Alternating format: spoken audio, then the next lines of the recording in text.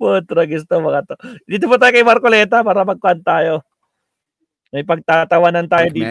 Management platform, you have the power. Not IT, not... Okay, here we go. Tony Claire. Yes, hello everyone. Welcome back to my YouTube channel. Bato sa Tony Claire Castro. Today is October 31, 2025 at pangalawa na natin itong live stream. Okay, so tingnan natin ano-ano ba itong mga mainit na issue. Tingnan natin bawat salita ni Mike Defensor kasi hindi na natin panunuorin yung video, babasahin na lang natin yung kanyang mga sinabi. Mukhang yan din yung pinalabas ko kanina. Isa-isa. Although tinake up na natin ito, pero may mga words siyang ginamit at sabayan natin itong, yun, ano ba, nakita sa CCTV. Binanggit ko na sa inyo nakahapon, pero mas aanuhin natin ngayon. Mas hihimayin natin ngayon. Okay. Okay, mga ka-clear. So, ang topic natin, anyway, bago tayo mag-start, next, ganun lang. Doon na yung sinabi kung paano itong, paano siya nakita, paano siyang pinuntahan, paano yung text, paano? Wala, di ba? Wala na yun. Dumiretso siya kay Sergeant Cortez. Okay. Ito lang, mga clear. Just a side story. Nung nag-uusap na riyan, okay? Dito nga tayo sa konti. Gusto ko, ayan. Ayan na. Dito tayo. Ito. Senate witness Orly Gutesa said he learned about the notarial services of Attorney Pechi through Google. Through Google daw, okay? This was disclosed. Sino nag-disclose na nalaman niyo sa Google? Hindi naman si di ba? Hindi si Gutesa. Si Defensor. Nalaman lang, itong notary publiko na to sa Google. Meron ba nakikitang Google? Sorry, hindi pa ako nag-research ha. Notary public. Siguro nga, notary public in Manila. Hanapin natin. 24 ito. Meron sa 24 hours. Wow, sipag naman yan. Pakita ko nga. Masipag. Pag may mga 24 hours. Mga ganyan, mga clear. Medyo sipat-sipat kayo ng konti lang na pagka mahalaga mga dokumento ang inyong pinapanotaryo, ha? Yan, Notary Public 24 Hours Manila. Paano naman gigising si lawyer, si attorney ng 24 hours? Diba doon pa lang dapat mag-ano ka na, isip ka na. Okay? Well, anyway. So, baka minadali. Okay? Okay. Saan tayo? Dito tayo. Si Mike Defensor. Okay, yan. So, in other words, hinanap nila sa Google. So, sabi niya, hindi siya naghanap. Sabi na nahanap lang. Pero tingnan natin na paano. Just a side story, nag-usap na riyan, sabi ni Senator Dante Marcoleta, Sergeant, panotaris mo naman yan. Okay? Okay, ito mga ka-clear. Noong sinabi ni Senator Marcoleta na panotaris mo yan, tapos na yung dokumento, right? Natapos na yung dokumento, natapos na yung affidavit, at yung affidavit na yun ay pinagtulong-tulungan nila. Senator Marcoleta, si Mike Defensor, at saka ni Sergeant Gutesa. So, nung, Sergeant, Sergeant, panotarize mo na yan. Tapos na yan. Tapos na nilang ginawa yan. Bakit? Dito tayo, Balikan natin yan, pero papakita ko sa inyo to. Ito. Defensor admitted that he and Marcoleta helped Gutesa in preparing his affidavit. Yeah? Siya nag-admit. So, in other words, nung papanotaryuhan na yan, ibig sabihin, mga ka-clear, natapos na nila yung dokumento. Nung sinabi niya panonotaryuhan yan, tapos na nila yung dokumento. Okay? So, ganon. Wait lang, mga clear. To be honest, may mga kasama ako doon. I cannot reveal the names kasi nga inosente naman yung mga ito. Wala itong kaalam-alam sa mga nakakataon. So, doon nakita sa Google. Ginugol ko ano yan? Hello. Sergeant, panotarize mo na yan. Hindi naman yan panonotarize kung hindi pa tapos. So, tinulungan nila itong si Gutesa mag-prepare ng affidavit. Yun! Sabi ngayon, ni Marcoleta, sige, panotarize mo na yan. After nilang... Laglagan pala to eh. Si Gutesa, doon sa salaysay. Okay. So, in other words, mga ka-clear, hindi ito basta surprise witness. Planado. Na sinasabi na nag-usap lang sila. Ganito yung parang kwento ni, please correct me if I'm wrong, ha? Ni Marcoleta. Ito, diba, Dictus Rex? Ito yung kwento ni Marcoleta, ni Senator Marcoleta, na parang tumawag sa kanya. Kaya wala siyang dokumentong binigay. Surprise ito. Kasi nag-usap lang sila sandali. Yun nga, nag-usap lang sila sandali. Tapos, sige, gumawa ka na ng affidavit, panotarin mo na. Kapag oras ka, ito kami, dito ako mapuntahan sa oras na ito kasi yan yung hearing. So, ka bukas. Kung kasama si Senator Marcoleta na gumawa ng affidavit ni Gutesa, It means, alam niya na yung laman nun. Naman, kabisado pa. Kung alam niya na yung laman nun, bakit hindi niya pa rin nagawang sabihin ito sa Blue Ribbon Committee ahead of time? Bakit hindi niya rin to sinabi kay sa chairman ng Blue Ribbon Committee na si Senator Lacson? Samantala mga clear, ang paggawa ng affidavit, hindi ito mabilisan ha. Hindi ito Express 15 minutes lang. My work is easy because I use ClickUp. Here's how I get perfect notes from every meeting. I click this toggle to send. Nako, mabibisto talaga dito, mga kapsat. Di ba? Lalo na kung hihimayin nyo yung kwento kung paano nag-start hanggang dulo. So, lumalabas dito mga clear, hindi totoong sandali lang nag-usap. Hindi sandali lang pinakilala ni Mike Defensor, si Gutesa, kay Senator Marcoleta. Nasa office ito. Makwan, Mintik, shout out. May computer to. Sir Leonardo, shout out. To. Inayos ang salaysay. BMP Romy, shout out. Di ba? Tinulungan nila eh. So mga kaklear, ako, minsan na, ito interview, hindi pa ako gumagawa minsan ng salaysay. May isang kliyente, halimbawa, tatanungin ko, kasi halimbawa, may case. So, Nelson Colin, shout out. Minsan, umaabot ng isang oras, tanungan pa lang namin yun para makakuha ko ng facts. Maiksi pa yung oras na yun ha. Pwede mo pang pabalikin yun kasi minsan kulang-kulang ang mga documents. Dali lang, kuha akong tubig ko. Now, with this, na mahaba yung salaysay ni Gutesa, at mukhang si Senator Marcoleta ngayon may kabisado dahil di ba, merong hindi binasa, kulang yung kopya ni Gutesa, pero ang nagturo pa sa kanya na hindi yan, basahin mo na lang. Kulang yan. Hindi ba si Senator Marcoleta? So, with that, tama yung binunyag ni Mike Defensor. Nakasama si Senator Marcoleta gumawa ng affidavit. Diba? So, kung ikaw ang gumawa niyan a day before, diba, may 24 hours ka o sabihin na natin 12 hours ka to tell your colleagues na merong witness at ito ang kanyang salaysay. Diba? Kahit hindi pa yan na panotaryuhan at sinabi pong panotaryuhan mo na yan, ibig sabihin, alam mo na, may draft na, alam mo yung laman. So, ba't hindi niya yung pinicturan kung totoo to na, well, surprise daw. Pero, di ba, one day before, alam mo na yung statement, bakit? Pwede naman, di ba? Picturean mo na yung ginawa, and then spread mo na to. Distribute mo na. I-send mo na sa mga senador na involved sa Blue Ribbon Committee.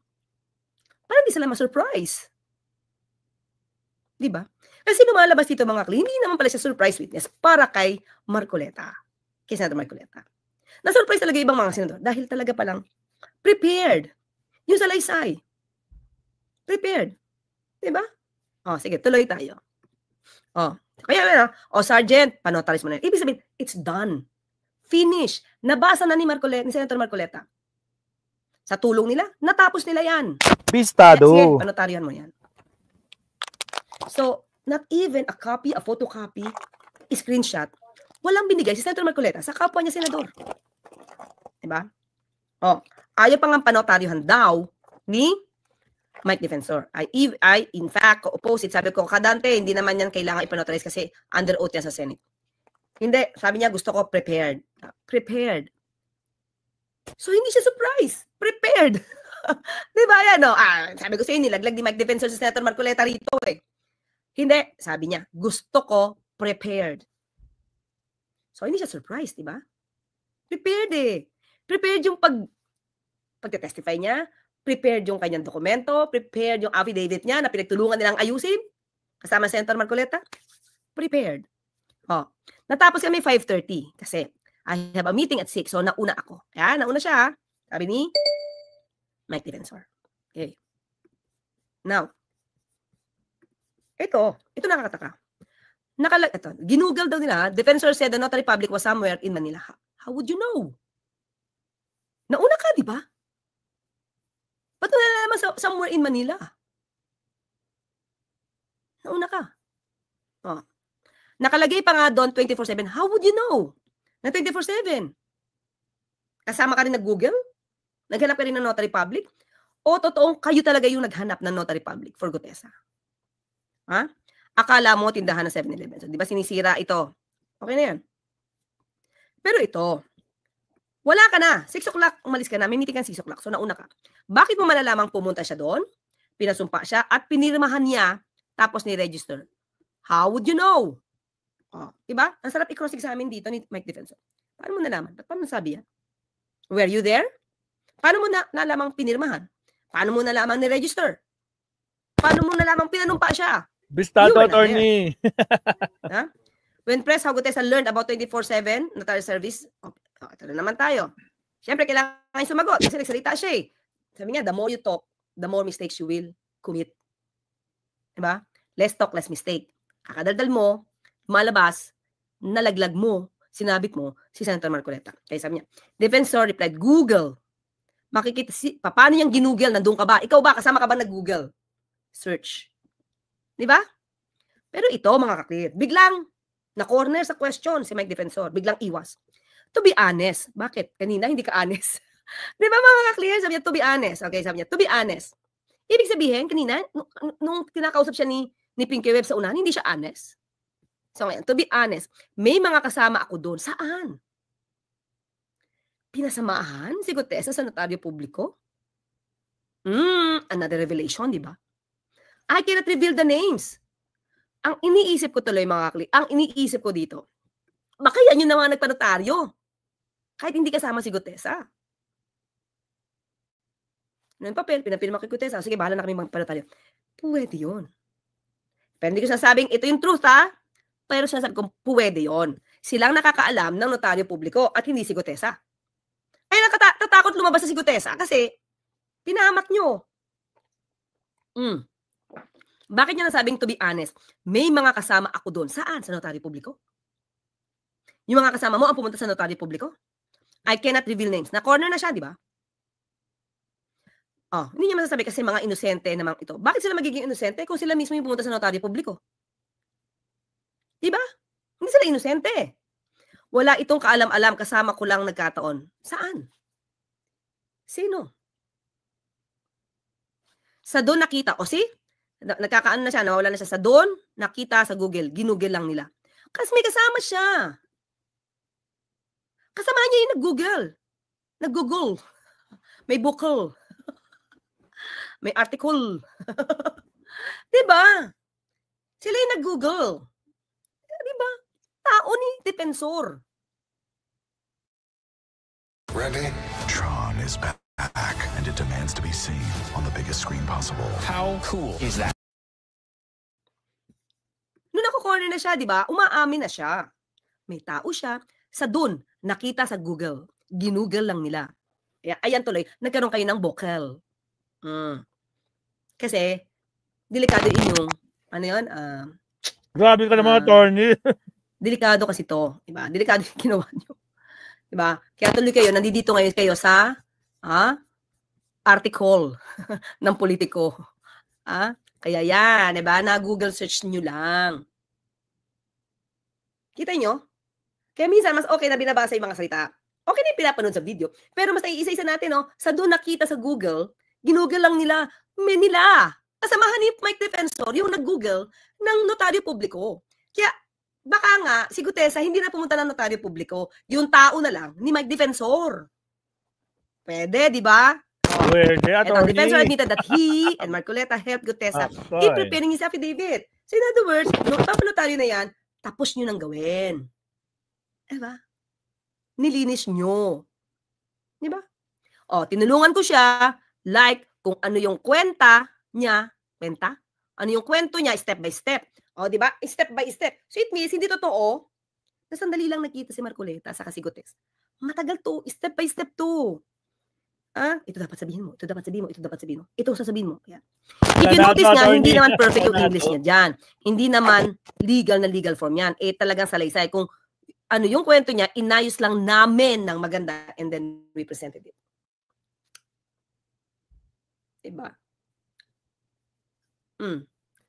Pero still, the question is, alam ni Marcoleta, Senator Marcoleta, ang statement, inayos nyo, pinaganda nyo, still, he did not reveal it beforehand to the chair of Blue Ribbon Committee.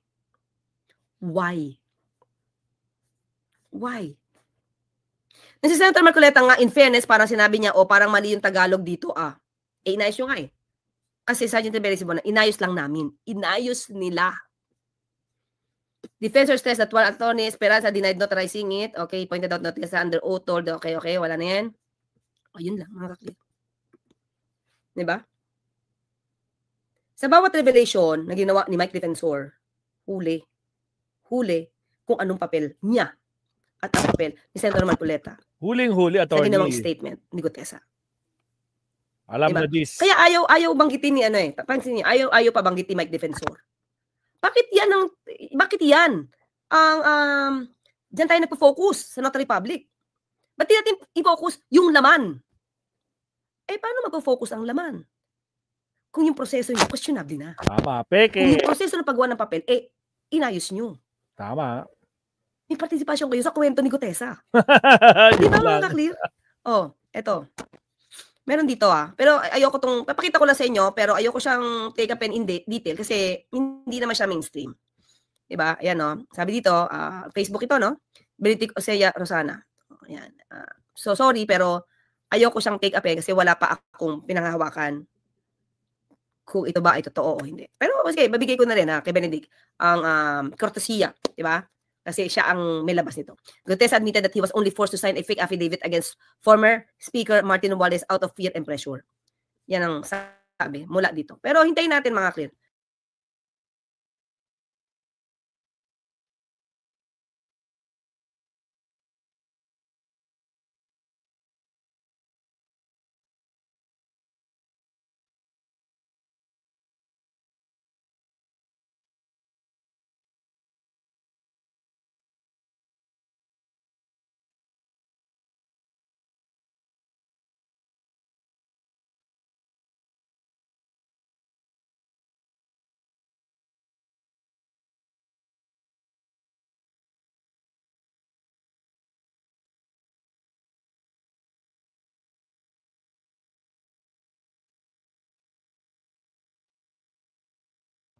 Pagka ito ay na-mainstream na at pinatotohanan mismo ni Gutesa.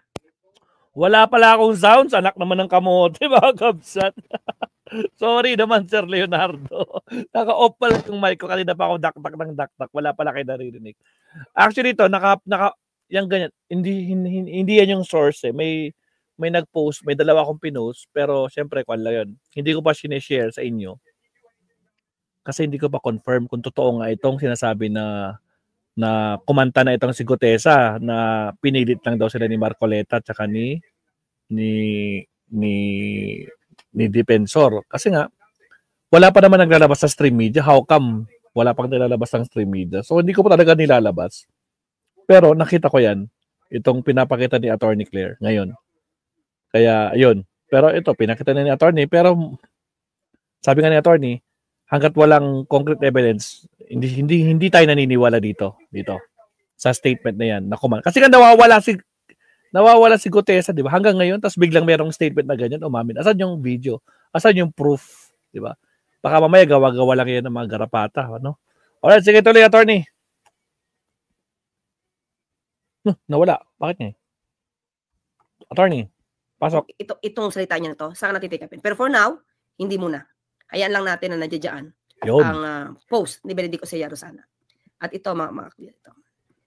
Maliban dyan, syempre, mukhang nagkabanggaan na naman si Senator Lacson at saka si Senator Marcoleta dahil hinihingin ni Senator Lacson ang tulong ni Senator Marcoleta para malocate itong si Gutesa. Bakit? Sila may kakilala Sila yung nag-meet, sila yung gumawa ng dokumento Sila yung nag-ayos ng dokumento ni Gutesa So it's just right for the Senator Lacson to ask the assistance of Senator Marcoleta to locate the whereabouts of Gutesa. Diba? We will send Gutesa subpoena through the office of Marcoleta. Hindi na kay Gutesa. Bakit? Di nga nila alam hindi nila malocate si Gutesa. Kaya itong subpoena, Senator Marcoleta, paabot mo yan kay Gutesa. Total kayo nakakalam ng whereabouts niya Sabi niyo, nasa Marines The problem is, dininay ng Marines. Hindi namin yan, wala yan sa amin sa kusudian namin yan. At sinabi pa ni Senator Marcoleta, di ba?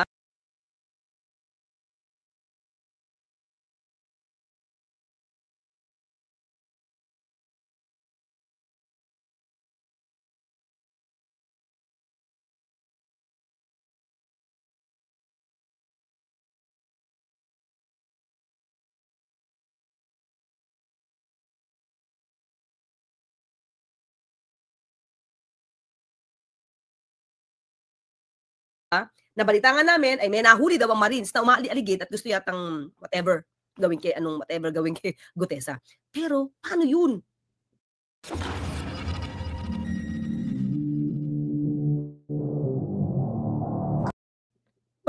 Wala daw sa kustodiyan nila si Gutesa. So kung wala sa kustodiyan nila si Gutesa, hindi totoo yung sinasabing may nahuli na umaaligid kay Gutesa.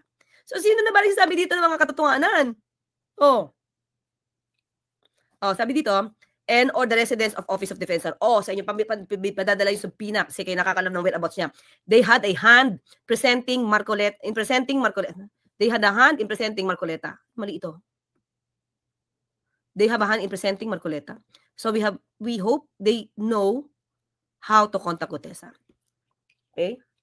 Okay, now, ito ang medyo masakit sa bungo. The Senate pro tempore also revealed that Senate CCTV footage showed Gutesa lounging at Marcoleta's office for 30 minutes in the morning of September 25.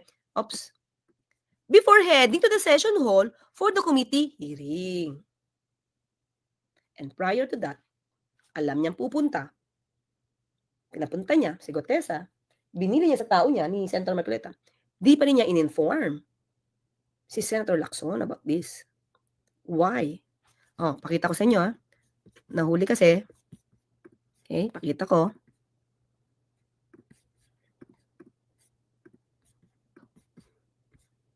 Okay, go. Kumuha ng CCTV si Senator Lacson para makita niya na kung sino sumundo kay Gutesa. Sa CCTV po ng Senate. Sabi ko, ako naman, anticipating that he might come. So sabi ko doon sa staff ko, pakitingnan mo itong taong ito, baka sakaling dumating kasi nangako siya na darating. But I'm not sure kung darating o hindi. So binigay ko yung pangalan. So na-establish sila sa CCTV. One of my staff fetched him from the guards area at pumunta sa Senate ito, di ba? So, pinasundo niya sa staff niya. So, anticipating lang. Tapos, very timely. Nasa lubong at dumating talaga. Wala ba kayong text? Parang ang hirap na ng mga kakli, di ba? Mag-anticipate ka lang. O baka dumating si Gutesa. Walang time. Di ba? May nga ba ng hearing na to eh? Very timely, na kung kailan darating si Gutesa, sasalubungin ng staff. Parang, tanong ko lang naman ayoko naman pagdudahan si Senator Marcoleta, pero, ina-anticipate mo darating. So, ina-anticipate mo lang, talagang wala kayong, para bang, staff, punta ka doon, baka dumating. Parang medyo mahirap yun, aantayin ng, paano? Ilang oras maghihintay si staff para dyan sa pag-anticipate na darating siya. So, kung nag-usap na kayo before, na panunotaryuhan niya yan, at nagkatulungan pa kayo paggawa ng affidavit, wala kayong text messages? Para alam mo kung kailan siya darating, at alam mo kung kailan pa nabababain yung staff mo para salubungin siya. Di ba? Sa Senate. So, bakit sa pintuan ng Senate? Ano? Sa pintuan kasi doon pa lang kasi maraming pirmahan. So, di ba? Alam nang darating, kaya nga sinalubong. Parang nahihirapan ako mga kung hindi mo alam kung ano oras siya darating. Wala kayo usapan kung ano oras siya darating. Or text man lang. Parang ang hirap pababain naman yung staff na maghintay siya doon for how many hours? Diba? Unless, alam mo na 9 o'clock siya darating. So, expected yun. Diba? Hinintay mo lang kung matapang siya. Kung darating siya for that affidavit na ginawa ninyo. Check-in. Para lang makapasok siya ng mabilis. Kasi sabi ko, before 9 o'clock, nandun ka na. May usapan sila sa oras. Question is, bakit naman si Senator Lacson, kung totoo yun kung totoo na merong CCTV, ba't kinakailangan niyang kumuha ng CCTV and spy on us? Is this the work of the Senator? No. Hindi ako masyadong agree doon. Bakit yon pinahanap kung ano siya dumating? Siyempre, para malaman natin, pati tayo, kung totoong surprise witness yun. Di ba? Tubalid. Makikita din doon, kung 30 minutes kayo nag-usap prior to the hearing, ni text, ni message, di mo in-inform yung mga kapwa mo, senador, na may darating na witness. In-anticipate niya na kasi 9 o'clock darating Before 9, sabi niya, di ba? So it means, he may or he may not come. But still, ang point dito is, there was already a prepared affidavit. He wanted it to be notarized. He wanted it to be prepared. He wanted to be notarized to make it appear prepared. Then despite that, you did not inform your colleagues about the witness, about Gutesa, who might be a resource person against Saldico, against Romualdez, Congressman Romualdez. So that's the purpose is, the question is, why? Ba't hindi mo kailangan isabihin? Diba? Frustrating makipag-usap sa DDS relatives ko kahit gusto kong magkaroon ng healthy discourse para ipaliwanag ang mga bagay-bagay. Sana manaig ang truth. Catatonic therapy, wala na tayong magagawa sa kanila kasi hindi naman sila after the truth. Diba? Boy at Kim, hindi sila after the truth. After sila sa gusto nilang paniwala ang truth na maka-Duterte. Basta anything against Duterte, yun yung fake. Kahit yun ang katotohanan. So, blind followers ang tawag dyan. Tama. Bulag sila, attorney. Bulag talaga sila. So, sa mga blind followers, wala kayong magagawa dyan. Ang tawag ko dyan, attorney, mga panatiko. Pagdasal nyo na lang. Diba? Sa atin naman, mga Chris, siyempre, gusto natin kung ano yung tama, itama. Kung ano yung mali, sabihin natin.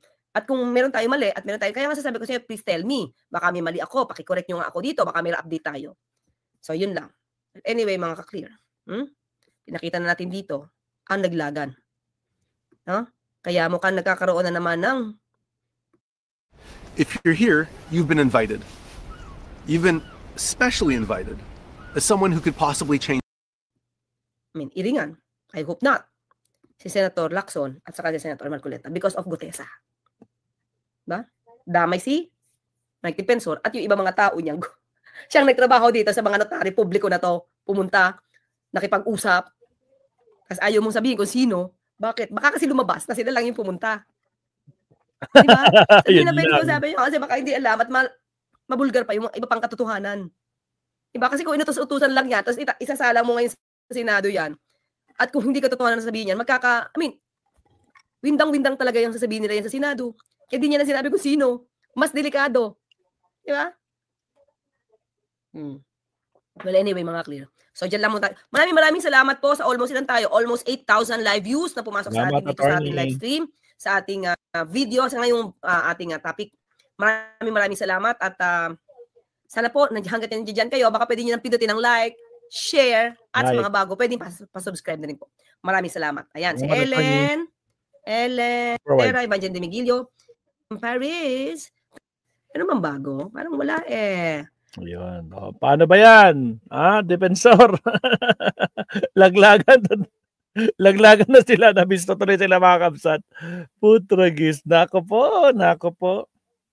Hindi magugustuhan ito ng mga garapata. Tokis, sigurado. Shout out kapsat Tokis. Oy mga kapsat, nandiyan si kapsat Tokis. Ayan. Shout out Nora Morales. Shout out kapsat. Sa mga bago pasok dyan, good morning, good afternoon, good night. No? At siyempre sa mga kasama natin dyan, no? Baka naman, nakalimutan nyo mag-like and subscribe. Like naman tayo dyan, mga absat, no? Kahit kukunti tayo dito, at least nag-enjoy tayo dito sa ating mga resource speaker. Lalo na si attorney, pag bumana talagang may resibo. Putragista ko po! Hindi na naman makakatulog si Con nito. Si Marcoleta at saka yung mga alagad niya. Putragis. But anyway, at least, salamat, no, attorney. Thank you very much. So, nakadalawang topic na tayo kay Mike Defensor. Ito, paglalaglag ni Mike Defensor kay Marcoleta. Nagkamote talaga. Ay, grabe, bistado ng galawan nila. Sabi ko nga kanina, di ba? Nabanggit lang kay Mike Defensor na hawak ng Marines. Ngayon, ito, chinismis lang pala sa kanya. Kinonfirm niya. Tinanong nga siya ni Pinky Web, are you certain? Nandiyan talaga si Con. Yun. Putragis. Yung pala, chismis lang pala. Anak ng kamote. Ngayon, dinamay pa pati si Marcoleta. Kaya laglagan blues sila. Anak ng kamote. Alright. So, next topic tayo, mga Salamat po. Sa mga bago pasok. Again, huwag kalimutan mag-like and subscribe. Maraming salamat.